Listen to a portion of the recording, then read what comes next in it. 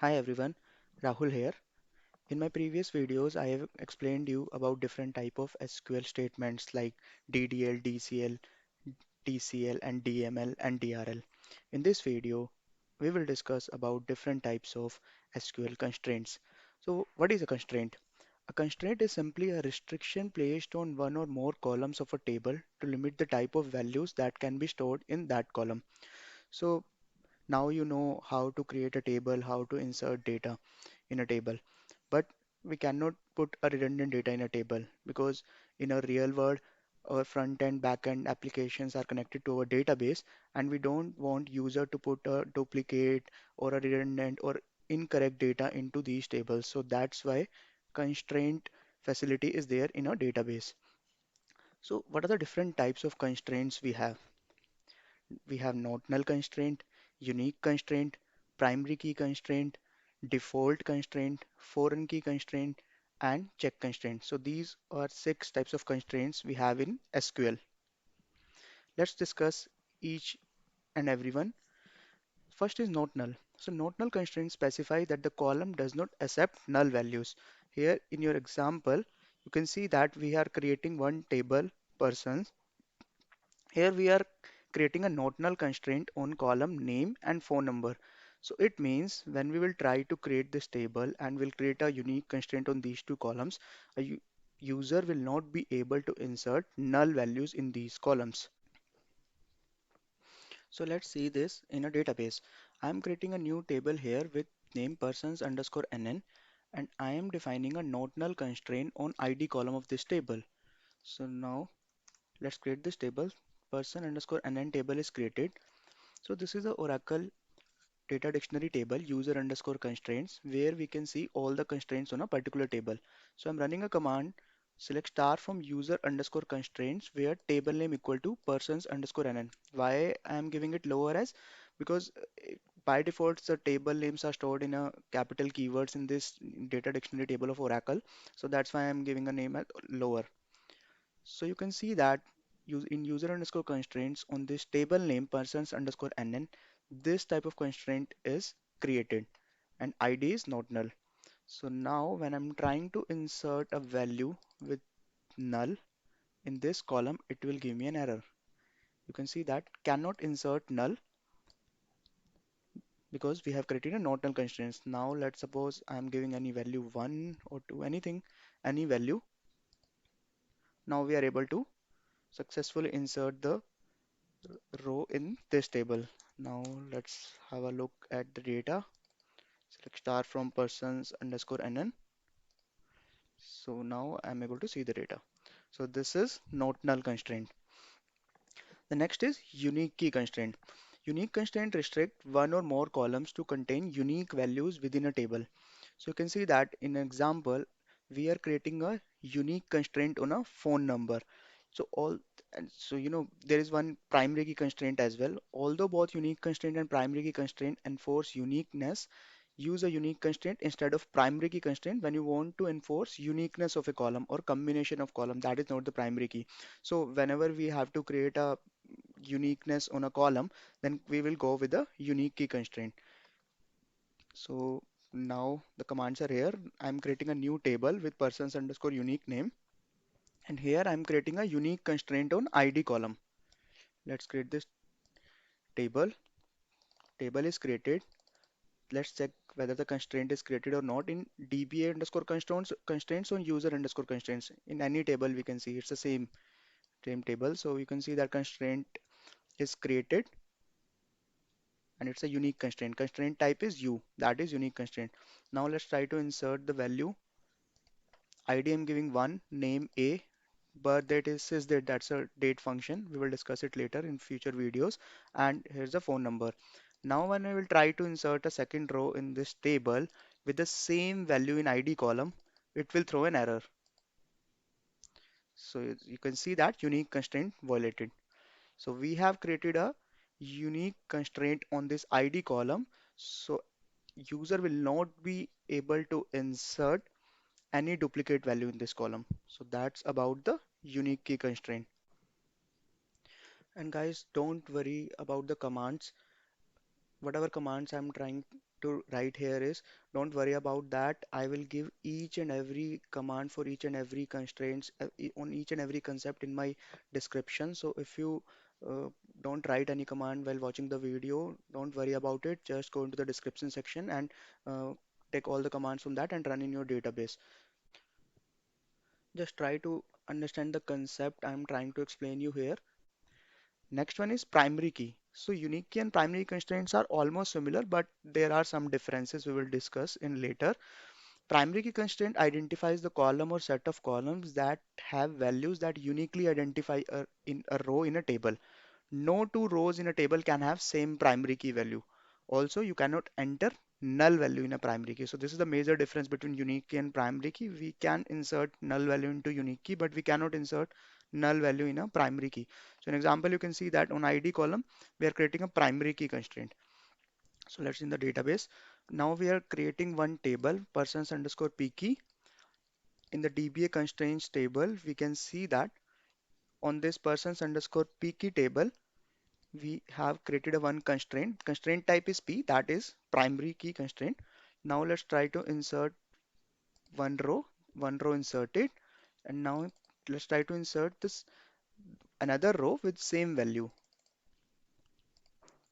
So now in case of primary constraint will also show us the unique constraint volatility, because down the line behind the database what's going on, it's creating a unique constraint in case of primary key as well.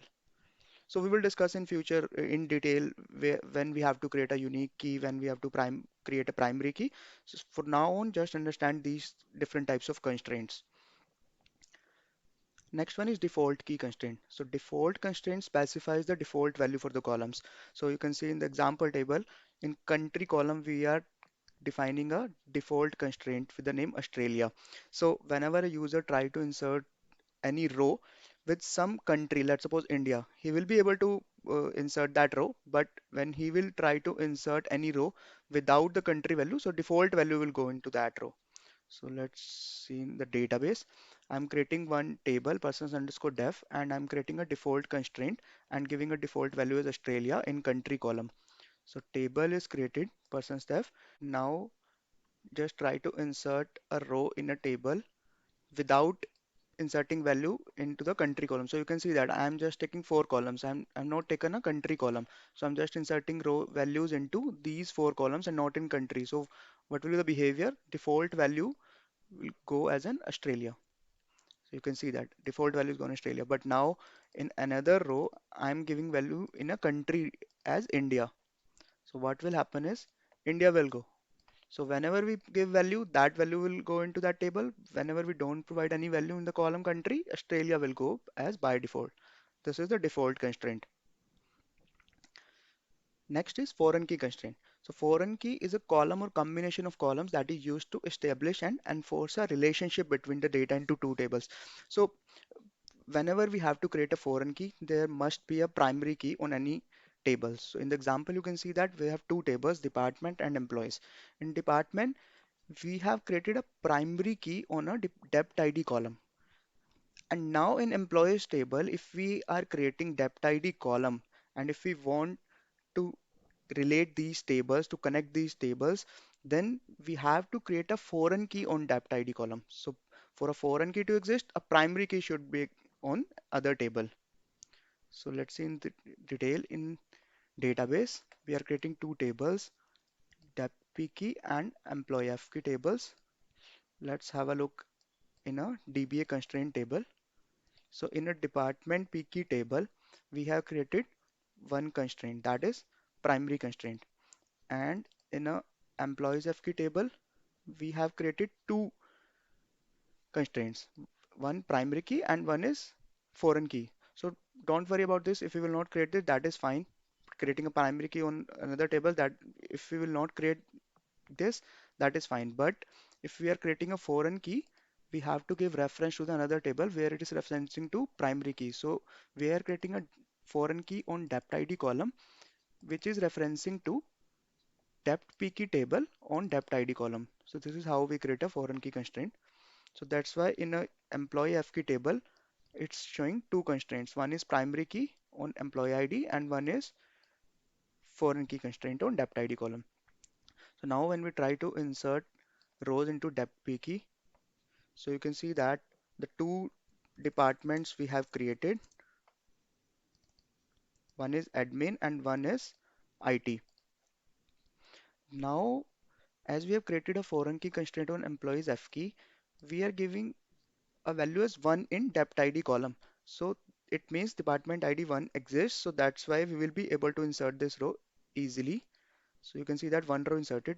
But let's suppose if we are trying to enter department ID 3, but this department is not exist in depth PK, department underscore PK table. There is no value with depth ID 3, right? And we have created a primary key and foreign key relationship between these two tables.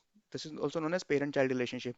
So in that case, it will give us an error, integrity constraint violated, parent key not found. Why it's giving us error? Because we are trying to insert a row into employees F key table with the department ID 3, but there is no such department exist in department underscore PK table, right?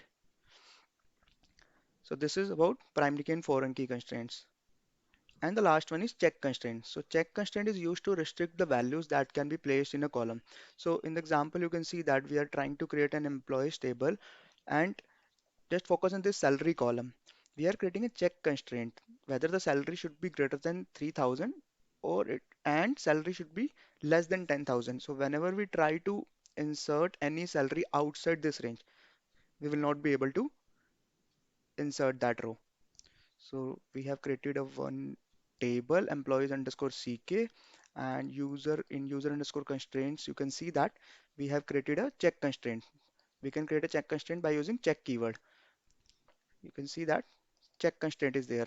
So these two are some different constraints showing salary is not null and primary key, but just focus on this constraint. Salary is greater than 3,000 and salary is less than 10,000. Constraint type is C, right? Now let's try to insert any row with a value within this range 3000 tons, so I'm giving 4000, so we will be able to successfully insert this row. So just check the data. Yes, data is present. Now let's try to insert a row with salary having value 2000, that is outside this range. So it will give us error, check constraint violated. So whenever we have to restrict any value on a column, we can create a check constraint on that. So this is all about the check constraints. So in this video, we have discussed about different types of SQL constraints we have, that is default constraint, primary key constraint, foreign key constraint, check constraint. So these are the different types of constraints we have. So in case of any doubt, you can comment me. If you have learned something new, please like this video. Happy learning, guys. Thank you.